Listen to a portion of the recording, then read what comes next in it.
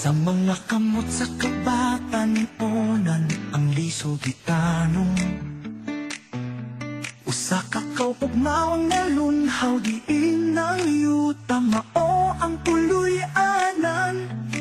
pinaagi sa paghunghong sa kahoy o pag-agos sa sapa atong amumahon ang kalibutan iinang mga magtutungha matubo hakbang sa mataghakbang atong hapsayon ilalong sa adlaw sa kahayag sa buntag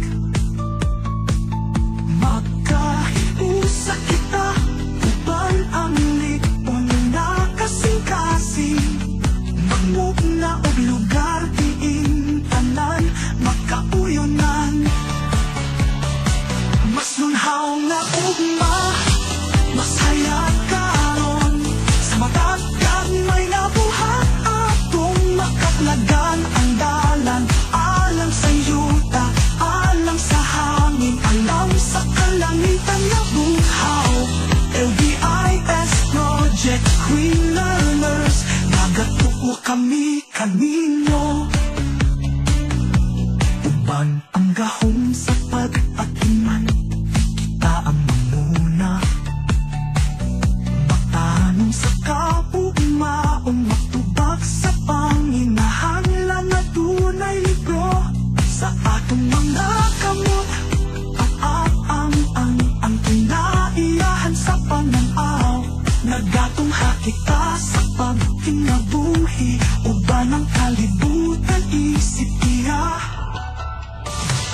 hakbang sa mataghakbang atong hapsayon lalong sa mga bituon sa kahilom sa gabi naguban kita uban ang taas na mga damgo usa ka mas lunhaw na aksyon aron ang kalibutan mutubo mas lunhaw na ugma mas hayag karon sa matag may nabuhat atong sigaon ang dalan atong mataklagan ang dalan alang sa yuta alang sa hangin alang sa kalangitan na bughaw LBIS Project Green Learners nagatuo kami kaninyo matagdahon matagpulak nagasaysay o sugilan sa pag-atiman mataglakang nga atong buhaton nagkapakita sa gugma nga atong gipakabag alang sa kabataan alang sa kalibutan alang sa atong gipangandoy kini magsugutan namo kini magkasalik kanimo